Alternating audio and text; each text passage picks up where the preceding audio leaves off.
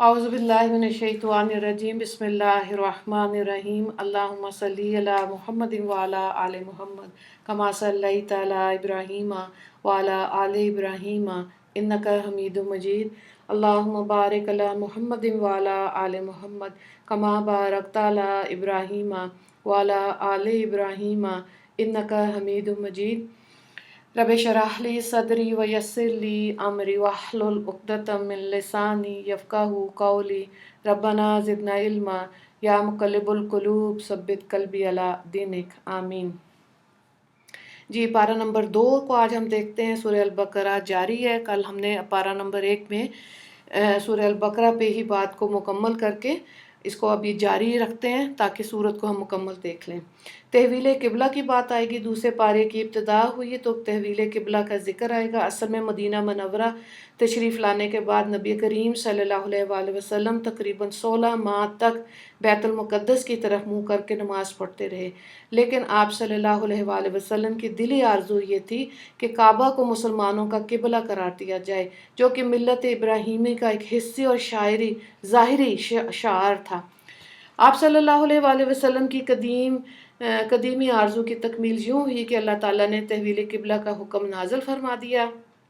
फिर इसके बाद बेबुनियाद एतराज़ात आए, यानी कि तहवील किबला के हुक्म नाज़िल होने के बाद मुशरिकों मुनाफ़िकों ने भी बेबुनियाद एतराज़ात उठाए, लेकिन इस मामले में यहूद पेश थे। वो बज़ाहिर बड़े ताज्जुब से, लेकिन हकीकत में ज़िद की बना पर कहते थे कि इन्हें किस चीज़ ने इस किबले से फेर दिया जिसकी तरफ रुख करके ये पहले इबादत किया करते थे। जहातुल्लाह की मलकियत।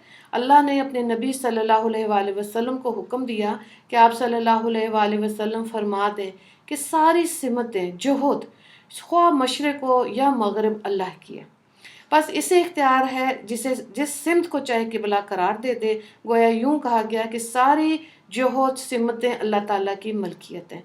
किसी भी जोहद को दूसरी जोहद पर अपनी ज़ात के तबा से कोई फजीलत हासिल नहीं है, और ना ही कोई जोहद खुद किबला बनने की सलाहियत रखती है।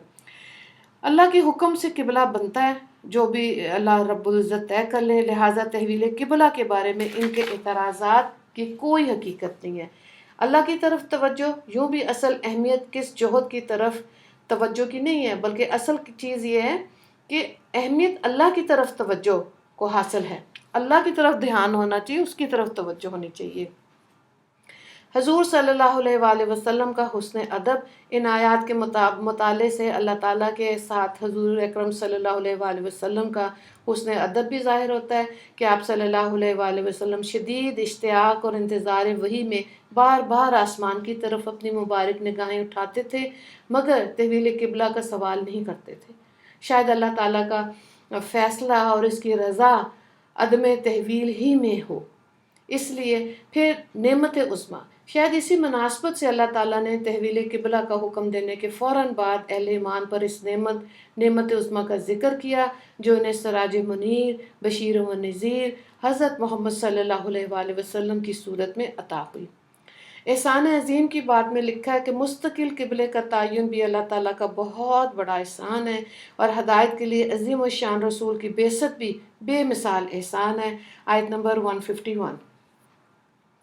पूरी ज़िंदगी का रुख। अब देखिए, तहवील किबला की बेसत को समेटते हुए आखिरी और फैसला कुन बात जो इरशाद फरमाई गई है, उसका हासिल ये है कि हकीकी नेकी का मेयार मशरक़ व मग़रिब की तरफ रुख करना नहीं है, बल्कि हकीकी नेकी का मेयार ये है, नंबर 1 के अकायद, अमाल, मामलात, इखलाक सबका रुख ठीक होना चाहिए। 2 कि अल्लाह को राज़ी करने के लिए सिर्फ चेहरे का रुख ही नहीं, बल्कि दिल और पूरी ज़िंदगी का रुख भी बदलना होगा। इसीलिए असल नेकी क्या है? देखिए, इसमें लिखा हुआ है 16 चीज़ें। 1 जो अल्लाह पर, 2 आखिरत के दिन पर, 3 फरिश्तों पर, 4 आसमानी किताबों पर, 5 अम्बिया अलैहिस्सलाम पर ईमान रखते हैं, 6 अपने रिश्तेदारों, 7 यतीमों, 8 मस्कीनों, 9 और सवाल करने वालों की माली मदद करते हैं, 10 कैदियों, 11 गुलामों को आज़ादी कर दिलवाते हैं, 12 نماز قائم کرتے ہیں، زکوٰۃ ادا کرتے ہیں، 13 14 جب وعدہ کرتے ہیں پورا کرتے ہیں، 15 تنگی اور تکلیف میں صبر کرتے ہیں، 16 پوری زندگی کا رخ صحیح رکھتے ہیں۔ اللہ اکبر۔ دین اسلام مذہبی رسوم کا نام نہیں ہے۔ ان آیات کو علماء کرام نے بڑی اہمیت دی ہے، اس سے کم و بیش 16 قواعد اخذ کیے گئے۔ اس آیت کریمہ سے یہ بھی ثابت ہوتا ہے کہ دین اسلام محض چند ایسی مذہبی رسوم کا نام نہیں ہے جنہیں عبادت خانے اور خانقاہوں میں ادا کیا جاتا ہے، بلکہ اس دین کا تعلق زندگی کے ہر شعبے سے، اور یہ ہر جگہ انسان کے ساتھ رہتا ہے۔ نمبر 1 گھر میں، 2 بازار میں بھی، 3 مسجد، 4 مدرسہ، 5 سیاست و حکومت، 6 تجارت و معاشرت۔ یہ مسلمان کی ہر جگہ نگرانی کرتا ہے اور مسلمان پر لازم ہے کہ وہ ہر قدم اسے دیکھ کر اٹھائے۔ آیت برا، اس آیت کریمہ کو آیت برا کہا جاتا ہے، ابواب برا، اور اس کے بعد جو احکام مسائل بیان کیے گئے انہیں ابواب برا کہا جاتا ہے، کیونکہ پہلے اجمالی طور پر نیکی کے اصول بتانے کے بعد آگے ان کی جزوی تفصیلات اور احکامات ذکر کیے جائیں گے۔ یہ احکام مسلمانوں کے معاشی، معاشرتی، تجارتی، ازواجی، جہادی زندگی سے تعلق رکھتے ہیں۔ یہ احکام اختصار کے ساتھ ذکر کیے جائیں گے۔ اچھا، اب ان میں سے 2 حکم ایسے ہیں جو آیت برا سے پہلے ذکر ہو چکے ہیں۔ پہلا اس میں کیا گزرا ہے؟ صفا مروہ۔ چونکہ زمانہ جاہلیت میں صفا مروہ پر 2 بت رکھے ہوئے تھے جن کی مشرکین عبادت کرتے تھے، اس لیے قبول اسلام کے بعد صحابہ کرام رضی اللہ تعالیٰ عنہم صفا مروہ کا طواف کرنے سے بچتے تھے، اس لیے فرمایا گیا کہ ان کا طواف کرنے میں کوئی حرج نہیں۔ آیت نمبر 158۔ دوسرا ہے حرام اشیاء۔ مشرکین از خود بعض چیزوں کو حلال اور بعض کو حرام ٹھہرا لیتے تھے۔ ان کی تردید کرتے ہوئے فرمایا گیا کہ حرام وہ چیزیں نہیں ہیں جنہیں تم خود حرام کہتے ہو، بلکہ اللہ تعالیٰ نے تو صرف ان چیزوں کو حرام کیا جو وہ تم پر حرام ہے، مثلا مردار، بہتا ہوا خون، 3 خنزیر کا گوشت، 4 ہر ایسا جانور جس پر اللہ تعالیٰ کے سوا کسی اور کا نام پکارا جائے۔ ٹھیک ہے، استثناء البتہ جو شخص، استثناء یعنی کہ جو اس چیز سے خالی ہے، یعنی کہ کون کھا سکتا ہے؟ جو شخص بھوک سے مجبور ہو کر ان میں سے کوئی چیز کھا لے تو اسے کچھ گناہ نہیں، تھوڑا سا لذت لینے کے لیے، پیٹ بھرنے کے لیے نہیں، صرف جان بچانے کے لیے، یہ اوپر والی 4 چیزوں میں سے۔ شرط کیا ہے؟ شرط یہ ہے کہ کھانے سے مقصد حصول لذت نہ ہو اور نہ ہی قدر ضرورت سے تجاوز کریں۔ واقعی اللہ تعالیٰ بہت غفور الرحیم ہے۔ آیت نمبر 173۔ اس کے بعد قصاص میں زندگی ہے۔ کیسے؟ شریعت اسلامیہ کی بنیاد عدل پر ہے، اس لیے مسلمانوں پر قصاص فرض کیا گیا، یعنی مقتول کے بدلے قاتل کو بھی قتل کیا جائے گا، چاہے مقتول اور قاتل کے درمیان سماجی، خاندانی، مالی اور جسمانی اعتبار سے کتنا ہی تفاوت کیوں نہ ہو۔ قصاص میں زندگی ہے، قاتل کی بھی اور مقتول کی بھی۔ جب قاتل کو اپنے جرم کی سزا ملنے کا یقین ہوگا تو وہ شدت غضب کے باوجود اپنا ہاتھ قتل سے روک لے گا۔ اس کے رک جانے سے مقتول اور قاتل دونوں بلکہ اس کا خاندان بھی قتل و قتال سے بچ جائے گا۔ عدل کی بات جو ہے، اسلام نے قتل کی سزا میں رحمت اور عدل دونوں چیزوں کو جمع کر دیا۔ مقتول کے اولیاء ورثہ اگر قصاص کا مطالبہ کریں تو یہ عدل ہے، رحمت، اور اگر معاف کر دیں یا دیت لینے پر راضی ہو جائیں تو فضل و احسان اور رحمت ہوگی۔ دیت مطلب پیسہ، جان کے بدلے پیسہ۔ آیت نمبر 178 اور 179۔ پھر وصیت کے بارے میں، ایسا صاحب مال جسے اپنی موت قریب آ جانے کا احساس ہو جائے تو اس پر لازم ہے کہ اپنے مال کے بارے میں وصیت کرے۔ آیت نمبر 180۔ اس کے بعد روزوں کا مقصد، ہر عاقل بالغ مسلمان پر روزے فرض ہیں۔ روزے اگر واقعی تمام آداب کا لحاظ رکھتے ہوئے رکھے جائیں تو انسان میں تقویٰ پیدا کرنے کے ساتھ انسانی احساسات کو بھی بیدار کرتے ہیں۔ اب ان کی فضیلت دیکھیں رمضان کے روزوں کی، کہ جس مہینے میں روزے فرض کیے گئے، اسے یہ خصوصیت اور فضیلت بھی حاصل ہے کہ اس میں قرآن جیسے عظیم الشان کتاب نازل ہوئی۔ مسافروں اور بیماروں کو روزہ چھوڑنے اور قضا کرنے کی اجازت ہے۔ آیت نمبر 183 سے لے کر 185 تک۔ رمضان اور مباشرت، رمضان کی راتوں میں بیوی کے ساتھ جماعت جائز ہے، دن میں نہیں، لیکن اعتکاف کی حالت میں نہ رات کو جائز ہے نہ دن میں۔ آیت نمبر 186 سے لے کر 187 میں اس کا بیان آئے گا۔ ناجائز کمائی کی بات آئے گی۔ کسی بھی باطل اور ناجائز طریقے سے مال کمانا جائز نہیں ہے، خواہ وہ جوا ہو، چوری ہو، ڈاکہ، غصب، رشوت اور سودی کاروبار ہو یا خرید و فروخت کے ناجائز طریقے۔ آیت نمبر 188 میں اس کا ذکر آئے گا، اور وہاں پہ ظاہر آپ جو بھی تفسیر پڑھیں گے وہاں پہ ڈیٹیل موجود ہوگی۔ قمری تاریخ کے بارے میں، قمری تاریخوں کا استعمال فرض کفایہ بھی ہے اور اسلامی شعار بھی۔ کئی عبادات کا مدار ان کی معرفت پہ۔ آیت نمبر 189 یعنی مسلمانوں کی جو روزمرہ ڈیلی عبادات ہیں وہ سورج کے ساتھ ہیں، اور جو مہینے کی عبادات ہیں وہ چاند کے ساتھ ہیں۔ پھر جہاد اور قتال کی بات آئے گی۔ مسلمانوں پر جہاد قتال فرض ہے۔ جہاد کا مقصد اللہ کا نام کو بلند کرنا ہے، چونکہ حق اور باطل، خیر اور شر کے درمیان ٹکراؤ ازل سے ہے، ابد تک رہے گا، اس لیے جہاد بھی ہمیشہ سے ہمیشہ رہے گا۔ مسلمانوں پر لازم ہے کہ جہاد کے لیے ہمیشہ مستعد رہیں اور دشمن کے خلاف کمزوری ظاہر نہ کریں، ورنہ جرم ضعیفی کی سزا مرگ مفاجات کے سوا کچھ بھی نہیں۔ آیت نمبر 190 سے لے کے 195 تک جہاد کی بات آئے گی۔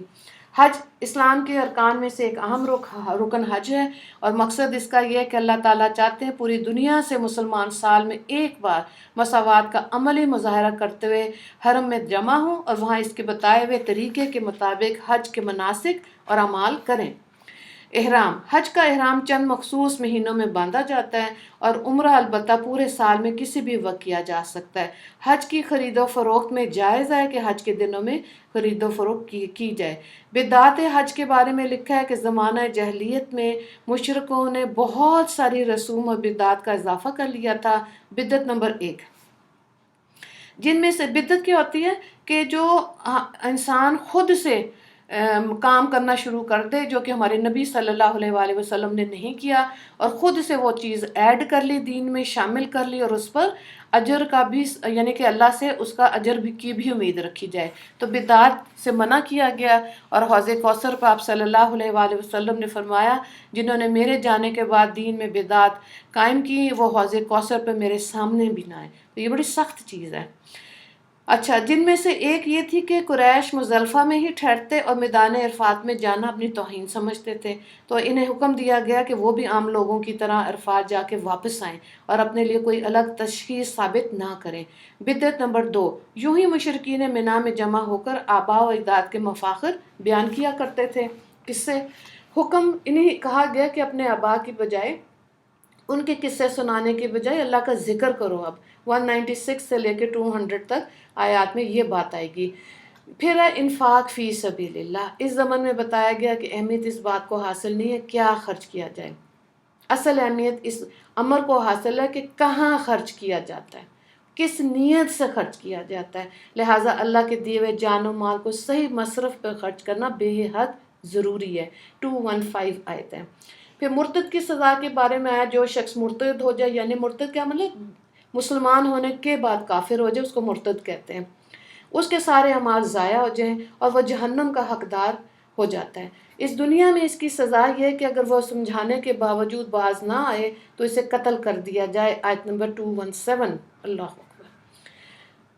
اچھا، اس کے بعد دیکھیں شراب اور جوئے کی بات آئے گی کہ شراب اور جوا میں اگرچہ ظاہری مادی مال منافع ہوتا ہے، ٹھیک ہے، لیکن اس میں جسمانی، عقلی، مالی، اخلاقی، معاشرتی اعتبار سے جو نقصانات ہیں وہ منافع کے مقابلے میں کہیں زیادہ ہیں۔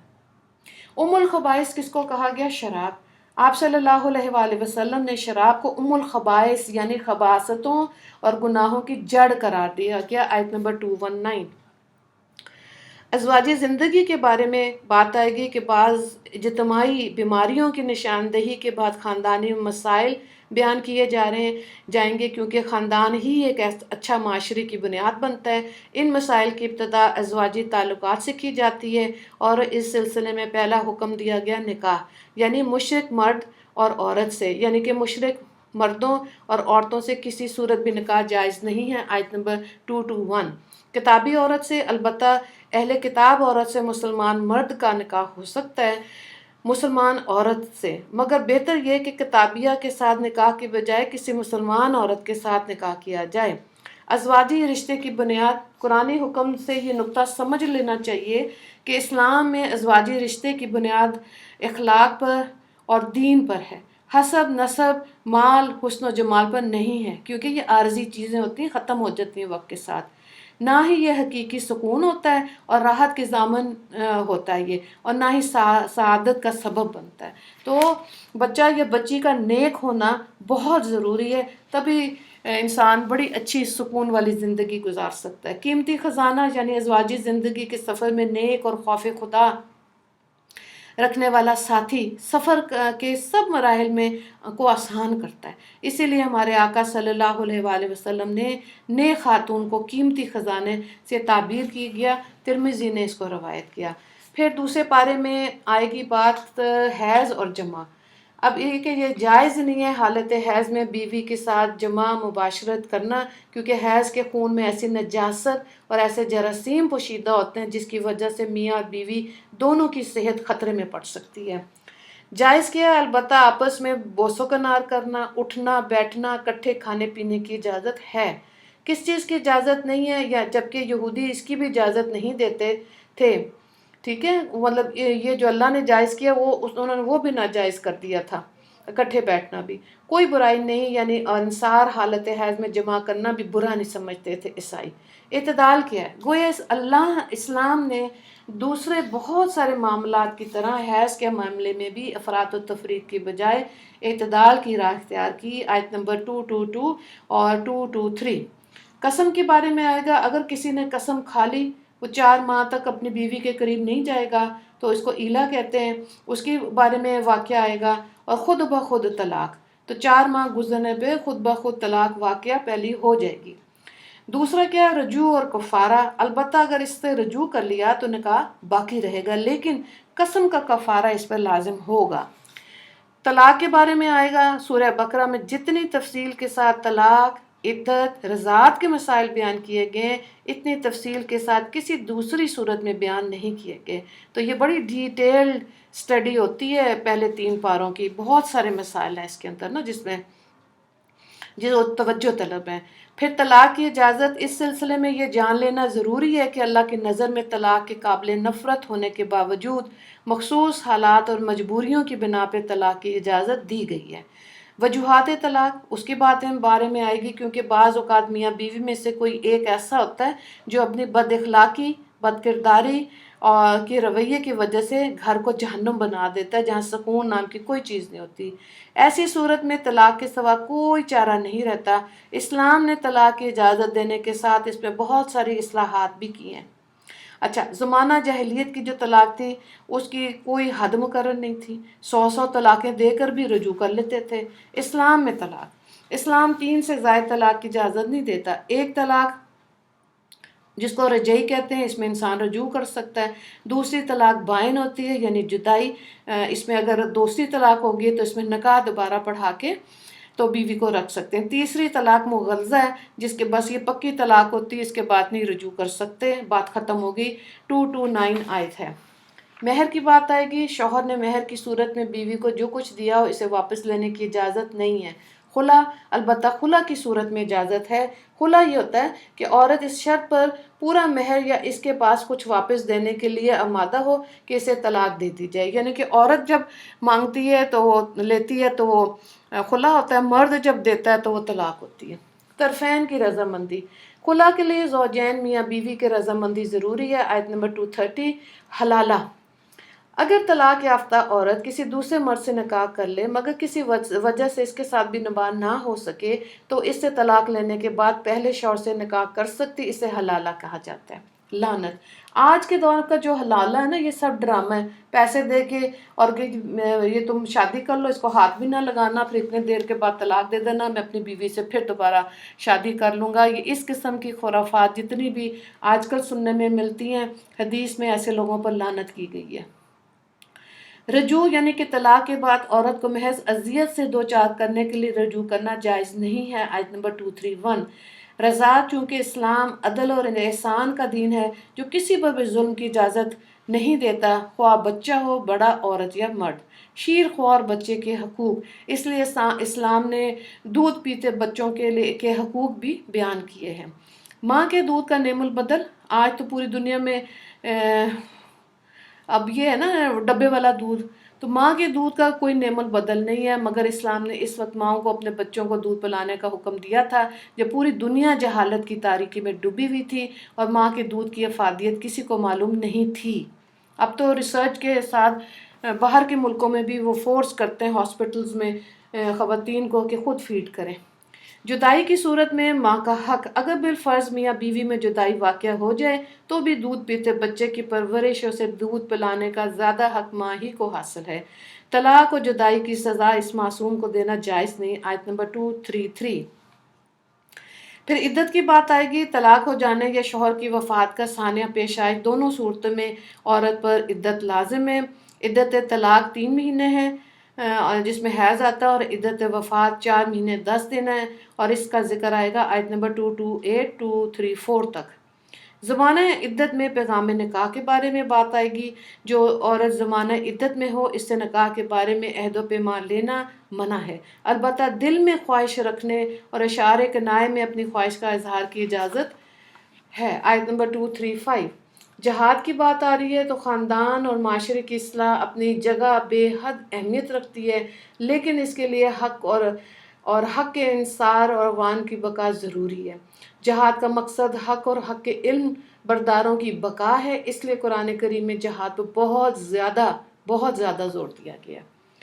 جہاد سے فرار، موت کے ڈر سے جہاد سے راہ فرار اختیار کرنے والوں کی شدید مذمت کی گئی ہے۔ بعض مقامات پر اس حوالے سے سابقہ کے قصوں کو بیان کیا گیا ہے۔ یہاں دوسرے پارے کے اختتام پر بھی 2 قصے موجود ہیں۔ طاعون یعنی پہلا قصہ ایسی قوم کا جو طاعون کی بیماری پھیل جانے کے بعد موت کے ڈر سے گھروں کو چھوڑ کر بھاگ کھڑی ہوئی تھی۔ دوسری چیز ہے تدبیر اور تقدیر، لیکن یہ افراد انہیں موت سے نہ بچا سکے۔ اس قصے سے یہ سبق ملتا ہے کہ کوئی تدبیر انسان کو تقدیر سے نہیں بچا سکتی۔ بالکل۔ جہادی صفات، دوسرا قصہ بنی اسرائیل اور حضرت طالوت کا ہے، جن کی قیادت میں جہادی صفات سے مالا مال تھوڑے سے لشکر نے اپنے سے کئی گنا بڑے لشکر کو شکست دے دی تھی۔ یہ قصہ ایسا تھا کہ خود بنی اسرائیل کے بھی صرف خواص ہی کو، خاص لوگوں کو ہی پتہ تھا، عام لوگ اس سے بے خبر تھے۔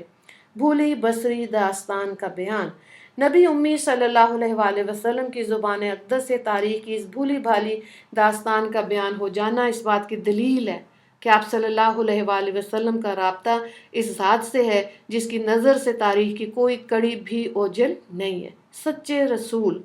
اور یہ کہ آپ صلی اللہ علیہ وآلہ وسلم واقعی سچے رسول ہیں، اس لیے اس قصے کے آخر میں فرمایا گیا، یہ اللہ تعالیٰ کی آیت ہے جو ہم آپ پر صحیح ٹھیک پڑھ کر سناتے ہیں، اور بلا شبہ آپ صلی اللہ علیہ وآلہ وسلم ہمارے رسولوں میں سے ہیں۔ آیت نمبر 252۔ یہاں پہ دوسرا پارہ مکمل ہوا، سورہ البقرہ جاری ہے۔ تیسرے پارے میں انشاءاللہ سورہ البقرہ مکمل ہو جائے گی اور سورہ آل عمران شروع ہو جائے گی۔ وآخر دعوانا ان الحمدللہ رب العالمین۔ اللہم اغفر للمسلمین والمسلمات والمؤمنین والمؤمنات۔ السلام علیکم ورحمۃ اللہ وبرکاتہ۔